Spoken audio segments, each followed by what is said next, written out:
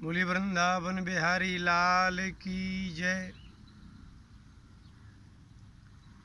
यदि आपसे पूछा जाए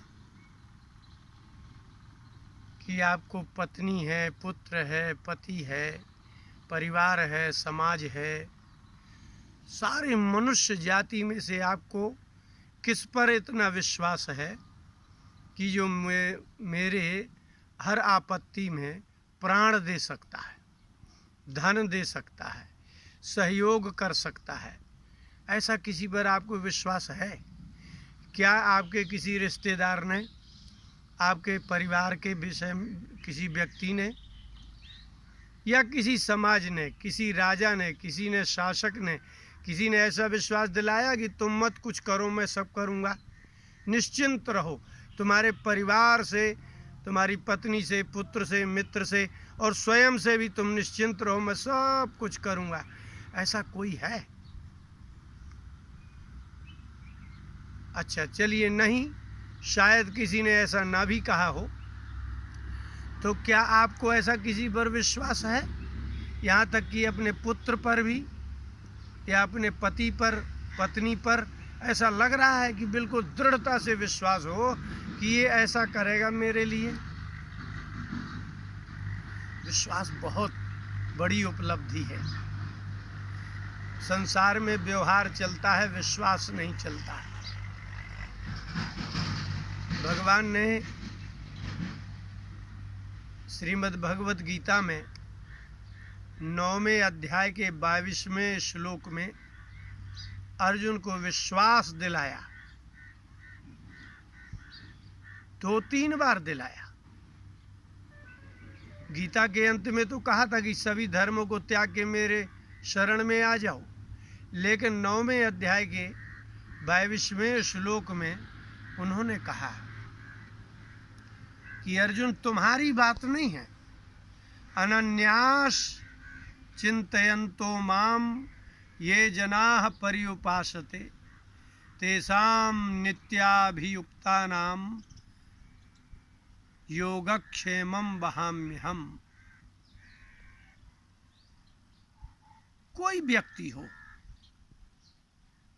व्यक्ति हो ऐसा, तेषां उन अभियुक्ता नाम, अभियुक्त, अब तो संसार में लोग अपराधी को अभियुक्त कहने लगे हैं, जैसे विकलांग को दिव्यांग कहने लगे हैं, शब्दों का परिवर्तन कर दिया है, इसलिए अभियुक्त का अर्थ अपराधी नहीं होता। अभियुक्त का अर्थ होता है जो अभितः युक्त है, इस लोक में और परलोक में, आत्मा में और संसार में, दोनों में जुड़ा हो, जो सतर्क हो, संयमित हो, जितेंद्रिय हो, श्रद्धा और विश्वास से ऐसे भरा हो जैसे दीवार भरी रहती है मसाले से, आप उसमें सुई नहीं डाल सकते, उसको अभियुक्त कहते हैं। भगवान ने कहा अनन्यास चिंतयन्ता, जो व्यक्ति किसी अन्य का विश्वास ही नहीं करता है, किसी अन्य के विषय में सोचता ही नहीं, न अपने विषय में सोचे, न परिवार के विषय में सोचे, न जीने के विषय में सोचे, न मरने के बाद के विषय में सोचे, उसको अनन्य चिंतक कहते हैं। जो अनन्य चिंतन करता हुआ मुझे, ये जनाः, जो लोग अनन्य चिंतन करते हुए मेरी उपासना करते हैं, तेषां नित्याभियुक्ता नाम, नित्य का तात्पर्य है कि जैसे आप अपने शरीर का सोते जागते सतर्कता से आप ध्यान रखते हैं, आपकी बुद्धि शरीर में ही बनी रहती है, ऐसे अभियुक्त, अभियुक्त अर्थ है कि मेरे उपासक को अभियुक्त कहते हैं। उनका मैं योगक्षेमम, योग और क्षेम दोनों वहामी, अहम वहामी, मैं करता हूँ। योग क्या है? जो नहीं प्राप्त हो उस वस्तु की उपलब्धि कराने का नाम योग है, और प्राप्त हो गई हो वस्तु, उसकी रक्षा करना क्षेम कहलाता है। भगवान विश्वास दिलाते हैं, लेकिन उसमें ये शर्त है कि जैसे आप अपने परिवार में अनन्य हैं, किसी अन्य परिवार का कहाँ पालन पोषण करते हैं। आप अपने ही परिवार का चिंता करते हैं और चिंतन करते हैं। आप कहाँ किसी के परिवार और परिवार के सदस्यों का चिंतन और चिंता करते हैं। आप अपने परिवार के प्रति अनन्य हैं। परिवार में भी यदि घर में आग लग जाए तो आप सबको छोड़ करके अकेले भाग लेते हैं, दूसरों से कहते हैं बचाओ बचाओ, स्वयं नहीं दौड़ के जाते हैं। तो इसमें भी अनन्य नहीं है। आप अपने आप के प्रति अनन्य हो जाते हैं, अपने शरीर की रक्षा करने में अनन्य हो जाते हैं। फिर एक समय ऐसा आ जाता है कि आपके शरीर के किसी अंग से आपकी मृत्यु निश्चित हो रही हो। आप डॉक्टर के यहाँ जाएं और डॉक्टर कह दे कि ये हाथ कटवाना पड़ेगा, नहीं तो आप मर जाएंगे, हम नहीं जानते। तो कहता है ठीक है, हाथ काट दो आप। तो आपको अपने माने शरीर से भी अधिक प्रेम किससे हुआ? स्वयं से, अपने आप से। इसको अनन्यता कहते हैं। अपने लिए आप परिवार त्याग देंगे, त्यागते त्यागते अंत में आप शरीर के अंगों को काट कर, कटवा करके भी आप अपनी आत्मरक्षा करना चाहते हैं, जीवित रहना चाहते हैं। अर्थात आत्मस्थित होने का नाम अनन्यता है। इसलिए भगवान ने कहा कि जैसे तुम शरीर से भी विरक्त होकर के, शरीर को कटवा करके भी, शरीर को त्याग करके भी अपनी आत्मरक्षा करना चाहते हो। देखने में ऐसा लगता है कि आपको सब जगह प्रेम है, आपको सब जगह प्रेम नहीं है। कोई आकर के आपको रिवाल्वर लगा देगा कि लाओ रुपया 5 लाख, नहीं तो गोली मार देंगे।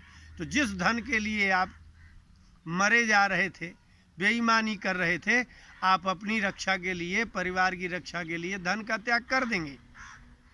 ये अनन्यता नहीं है। अनन्यता तो वो थी कि आप धन के लिए भले मर जाते लेकिन धन नहीं देते। इसको कहते हैं अनन्यता। अनन्य भाव का तात्पर्य है ना अन्य, दूसरा कोई नहीं, बस यही।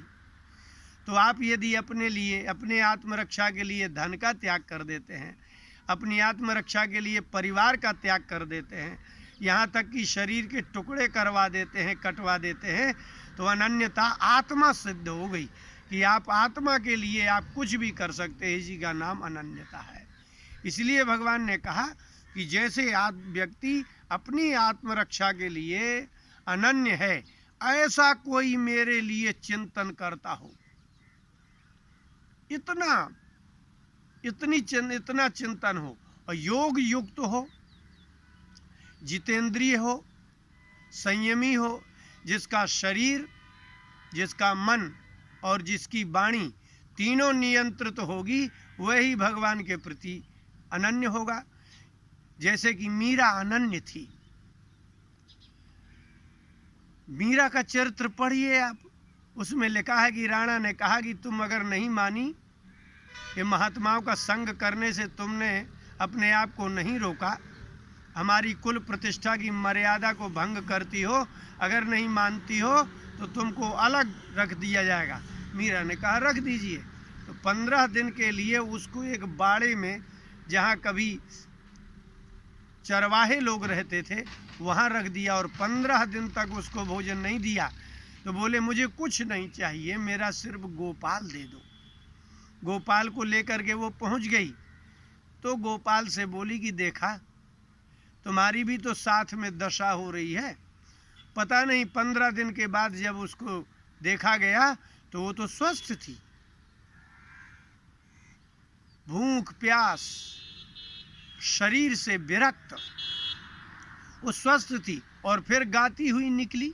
तो आपका शरीर छूट जाए, धन और परिवार की तो बात ही छोड़ दीजिए, आपका शरीर ही छूट जाए तब भी आप उसको न छोड़ें, उसका नाम अनन्यता है। जैसे कि आप अपने आप को बचाने के लिए शरीर को कटवा देते हैं, ऐसे आप मृत्यु का वर्ण कर लें लेकिन उसका त्याग न करें, उसको कहते हैं अनन्याः। वो व्यक्ति अनन्य कहलाते हैं जो नित्य 24 घंटे प्रति क्षण मेरा ही चिंतन करते हैं। तब भगवान कहते हैं कि योगक्षेमं वहाम्यहम्, तब मैं उसको वो वस्तु उपलब्ध कराता हूँ और क्षेम सुरक्षा करता हूँ। मीरा की उन्होंने योग भी किया और क्षेम भी किया।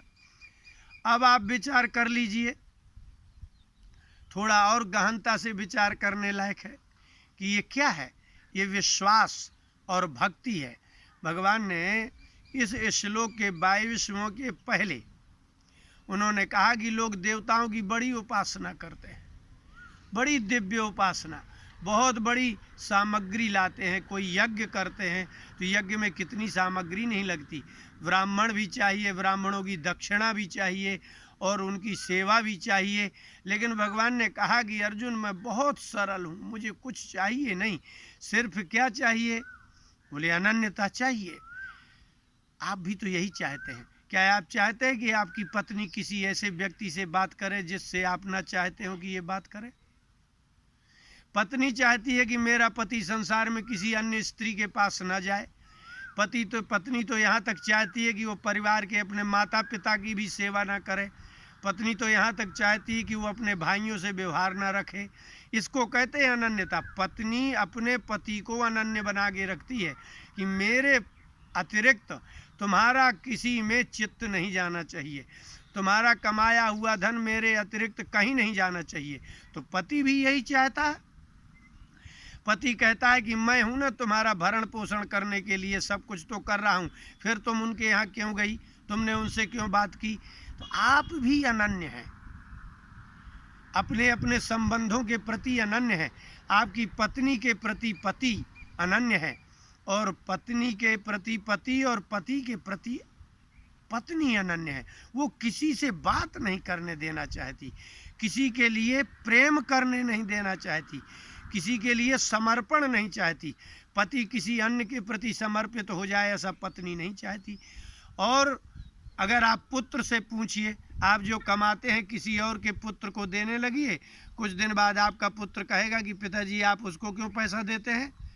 तो पुत्र चाहता है कि माता पिता के कमाया हुआ धन मेरे अतिरिक्त कोई उसको ना भोगे। तो अकेले भगवान भर चाहते हैं क्या कि ये मेरे अतिरिक्त कोई क्या भजन न करे? उन्होंने कहा पत्रम पुष्पम फलम तोयम। आपके पास पत्ता, ये जो आप देख रहे हैं तुलसी का पत्र इत्यादि है, वो प्राकृतिक है। पुष्प दे दीजिए, पुष्प भी प्राकृतिक है। कुछ फल मिल जाए, फल दे दीजिए। और तोय माने कुछ नहीं मिलता तो पानी दे दीजिए। पत्रम पुष्पम फलम तोयम यो में भक्त्या प्रयच्छति। हृदय से दे, लेकिन भक्ति पूर्वक दे। जो भी दे देता है तदहम भक्त्युपहृतम मशनामी प्रयतात्मना। प्रयत्नशील व्यक्ति मुझे अनन्य समझ करके पत्ता, फूल, पानी जो भी देता है वो मैं भक्ति से उसको उपहृत लाया गया हो, अशनामी उसको स्वीकार कर लेता हूँ। ये कैसा हो गया? ये प्रेम है। आप किसी से प्रेम करते हैं, जब उसके घर जाते हैं तो उसकी सुविधा भी नहीं होती है, उसके पास सोफ़ा भी नहीं होता है, कई जगह तो अच्छे भोजन की व्यवस्था नहीं होती है, तब भी आप उसके यहाँ जाते हैं और कहते हैं कोई बात नहीं, कोई बात नहीं, हम यहीं बैठ जाएंगे। बोले क्या भोजन बना? बोले नहीं नहीं, जो भी है सो आप बना दो। प्रेम का इतना महत्व है कि आप ना भोजन पर ध्यान देते, न उसके आसन पर ध्यान देते, न उसके निवास पर ध्यान देते, न उसके शरीर और आयु पर ध्यान देते हैं। तो प्रेम का इतना महत्व है। यदि प्रेम नहीं है तो आपका संबंधी कितना भी धनवान हो, लेकिन आप क्या कहते हो? बोले वहाँ जाने लायक नहीं है यार, बहुत अहंकार बताता है, वो बड़ा घमंड है उसको। अहंकारी के पास तो आप भी नहीं जाना चाहते। अहंकार को तो आप भी सहन नहीं कर सकते हैं। आप हैं तो अज्ञानी, लेकिन आपका दामाद ही क्यों ना हो, आप स्वयं क्यों ना हो, आप किसी भी का भी तो अहंकार सहन नहीं करते, न मित्र का, न पुत्र का, न भाई का, न माता पिता का। यदि माता पिता कहते कि तुम मेरा ही तो कमाया खा रहे हो तो पुत्र को बुरा लग जाता है। तो अहंकार किसी को प्रिय नहीं है, अहंकार किसी को अच्छा नहीं लगता है। तो आप जितनी भी आप देख रहे हो, भगवान कहते हैं जैसे तुम रहते हो ऐसे सिर्फ मुझे ही मानना है। तुम संसार में अनन्य भाव से रहते हो, तुम चाहते नहीं हो कि मेरे अतिरिक्त कोई, हमारे परिवार का कोई सदस्य किसी और को प्रेम करे, किसी और को वस्तु प्रदान करे। मेरी इच्छा के बिना पत्नी मेरी कहीं जाए, मेरी इच्छा के बिना पति कहीं जाए, मेरी इच्छा के बिना पुत्र कहीं जाए। जब आप इतने अनन्य हो तो भगवान भी तो यही कह रहे हैं कि भैया हम तुम्हारी सुरक्षा करेंगे, योगक्षेमम वहाम्यहम, तुम मुझे ही अनन्य मान लो ना, तुम्हारे पत्नी की रक्षा मैं करूँगा, तुम्हारे पुत्र की रक्षा मैं करूँगा। 9वें स्कंद में भागवत में अम्बरीश राजा का चरित्र है। भगवान यज्ञ पुरुष जब प्रकट हुए तो अम्बरीश जी ने हाथ जोड़ करके कहा कि हे भगवान, ये पत्नी आपकी है, ये पुत्र आपके हैं, ये संपत्ति आपकी है, ये पृथ्वी भी तो आपकी है, जलवायु आकाश यहाँ तक कि शरीर भी तो आपका है। तो जब आपका ही सब कुछ है तो मैं भी तो आपका ही हूँ। इसलिए इसको कहते हैं अनन्यता। और अनन्यता का तात्पर्य है आपके हृदय में ये भाव हो जाना चाहिए कि ये हवा भगवान के अतिरिक्त कोई चलाते नहीं है, भगवान के अतिरिक्त कोई सूर्योदय नहीं कराता, भगवान के अतिरिक्त कोई रात्रि में चंद्रमा नहीं निकालता, भगवान के अतिरिक्त वसंत ग्रीष्म वर्षा आदि ऋतुएं नहीं करता, भगवान के अतिरिक्त इस संसार में करता ही कौन है। यहाँ सब जो पदार्थ मिलते हैं सभी पदार्थों के भोग करने वाले लोग हैं। इसलिए वास्तव में जो धाता पितामह और पिता सब कुछ वही है। उसी भगवान की शरण के अतिरिक्त इस संसार के किसी व्यक्ति में इतना कहाँ कोई उपाय है, कहाँ सामर्थ्य है कि अपना वो योग कर ले, वस्तुओं की रक्षा कर ले। है अभी भूकंप आ जाएगा, कौन रक्षा कर लेगा? आग अग्नि लग जाएगी, कौन रक्षा कर लेगा? तूफान आ जाएगा, कौन रक्षा कर लेगा? भगवान कहते हैं कि अर्जुन, अनन्य रूप से कोई किसी को ना मानता हो, किसी का आसरा ना रखता हो, किसी की आशा ना रखता हो। और सत्य भी तो है कि आप किसकी आशा करेंगे? जैसे आप हैं ऐसे ही तो दूसरा है। जितने आप निर्बल हैं उतने ही निर्बल वो है, जितने आप असहाय हैं उतने ही असहाय वो है। वो चाहे तो एक क्षण में सारी पृथ्वी के जीवों को समाप्त कर दे। भगवान ने कहा है कि मैं अहम सर्वस्व प्रभवः प्रलयस्तथा, मैं सभी की उत्पत्ति मैं करता हूँ और मैं ही सबका चाहूँ तो प्रलय कर सकता हूँ। इसलिए वास्तव में हम संसार में व्यवहार में जिसकी दासता स्वीकार करते हैं, जिसको अपना सर्वस्व मानते हैं, जिसको हम रोजी रोटी का आजीविका का मालिक मानते हैं, सत्य तो ये है कि वो भी किसी के अधीन है। इसलिए ऐसा सोच करके आप मात्र भगवान को ही मान लीजिए कि ना कोई देवता है ना कोई देवी है। इस मात्र भगवान नारायण ही, भगवान श्री कृष्ण ही इस संसार के धाता हैं, विधाता हैं। वही जीव का भाग्य निर्माता है और वही इन संसार के जीवों को सुरक्षित रखने वाले हैं। एक बार ये बात आपको पता चल जाए तो अनन्यता आ जाए। जैसे आप संसार के लिए अनन्य हैं, जैसी भावना संसार के लिए है कि मुझे सब प्रेम करें, ऐसा ही भगवान की भी इच्छा है कि आप उनसे स्नेह करें, उन पर विश्वास करें, तब वो आपके योगक्षेम करें, तब वो आपके सभी की सुरक्षा करें, आपका पालन पोषण करें। वास्तव में आप भले विश्वास करो या ना करो, वो तो वैसे ही सबका पालन पोषण कर रहे हैं। बोले वृंदावन बिहारी लाल की जय।